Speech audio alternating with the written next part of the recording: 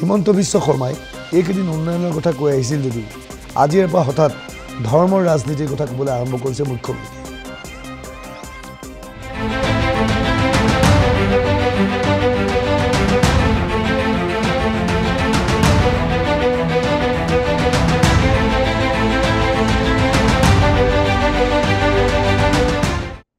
লামডিঙৰ এক নিৰ্বাচনী সভাত অংশগ্ৰহণ কৰি মুখ্যমন্ত্ৰী হিমন্ত বিশ্ব শৰ্মাই ৰাম মন্দিৰৰ প্ৰসংগ আজি উত্থাপন কৰে।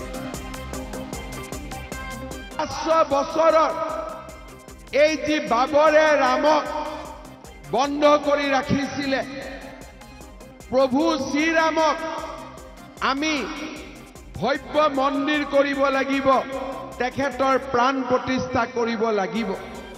আজি আপোনালোকে দেখিলে যে নৰেন্দ্ৰ মোদীৰ নেতৃত্বত আজি আমাৰ হিন্দু সমাজে ভগৱান শ্ৰীৰামৰ মন্দিৰ আকৌ উভতাই পালে। আজি মন্দিৰৰ প্ৰাণ প্ৰতিষ্ঠা হ'ল। জয় জয় শ্ৰীৰাম। ৰাহুল গান্ধী, সোনিয়া গান্ধী মন্দিৰ প্ৰতিষ্ঠাৰ দিনাখন আমি মাতিছিলোঁ যে আপোনালোকো আহক, ইয়াত কংগ্ৰেছ বিজেপি বুলি কোনো কথা নাই, সকলোৱে আহি প্ৰভু শ্ৰীৰামৰ প্ৰাণ প্ৰতিষ্ঠাত অংশগ্ৰহণ কৰক। কিন্তু কংগ্ৰেছ পাৰ্টি তেওঁলোকে এই ভগৱান শ্ৰীৰামৰ প্ৰাণ প্ৰতিষ্ঠা উৎসৱত যোগদান নকৰিল।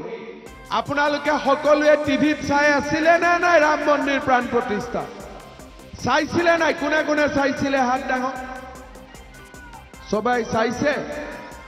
আপোনালোকে যেতিয়া টিভিত ৰাম মন্দিৰৰ প্ৰাণ প্ৰতিষ্ঠা চাই আছিলে, তেতিয়া নগাঁৱত ৰাহুল গান্ধীয়ে ধৰ্ণা দি আছিল। তাৰমানে ৰামৰ প্ৰতি তেওঁৰ কোনো সন্মান নাই, কৃষ্ণৰ প্ৰতি তেওঁৰ কোনো সন্মান নাই।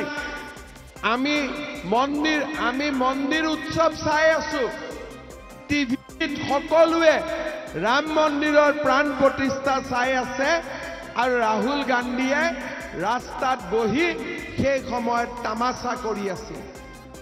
আজি আপোনালোকে চাওক, কংগ্ৰেছৰ এজন সভাপতি আছে, তেওঁৰ নাম ভূপেন বৰা। অসমত লাভ জেহাদৰ কথা হৈ থাকে, আমি লাভ জেহাদৰ বিপক্ষে কাম কৰোঁ। ভূপেন বৰাই কয় যে কৃষ্ণই লাভ জেহাদ কৰিছিল। আপোনালোকে চিন্তা কৰক যে ৰাম আৰু কৃষ্ণৰ বিষয়ে ইমান বেয়া কথা কোনে ক'ব পাৰে? খালি কংগ্ৰেছ পাৰ্টিয়ে ক'ব পাৰে আৰু কোনেও ক'ব নোৱাৰে। আজি কংগ্ৰেছ পাৰ্টিয়ে ৰামকো সমালোচনা কৰে, কৃষ্ণকো সমালোচনা কৰে। লামডিঙৰ এই সভাত অংশগ্ৰহণ কৰি মুখ্যমন্ত্ৰী হিমন্ত বিশ্ব শৰ্মাই গৌৰৱ গগৈ নামাজ পঢ়াৰ প্ৰসংগ উত্থাপন কৰে। ইমান আগতে আমাৰ যোৰহাটত কংগ্ৰেছৰ কেণ্ডিডেট উঠিছে গৌৰৱ গগৈ।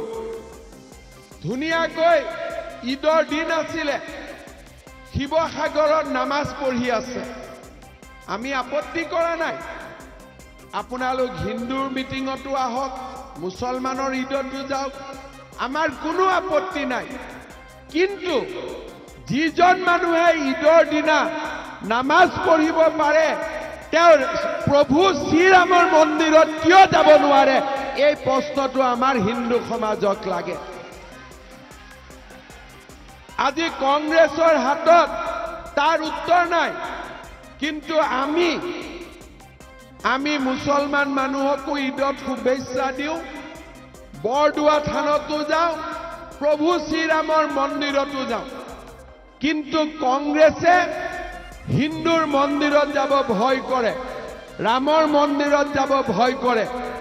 মই কংগ্ৰেছীবিলাকক ক'ব খোজো যে আপোনালোকে যেতিয়ালৈকে ৰামৰ মন্দিৰত নাযায়, তেতিয়ালৈকে ভাৰতত শাসনৰ ওচৰতো আপোনালোকে আহিব নোৱাৰে। এই কথা হিন্দুৰ মনৰ কথা। আজি হিমন্ত বিশ্ব শৰ্মাই ৰঙাপাৰাৰ এখন নিৰ্বাচনী সভাত অংশগ্ৰহণ কৰে। সভাৰ অন্তত হিমন্ত বিশ্ব শৰ্মাই প্ৰশ্ন কৰে, সাংসদ হিচাপে গৌৰৱ গগৈয়ে কলিয়াবৰৰ বাবে কি কৰিলে?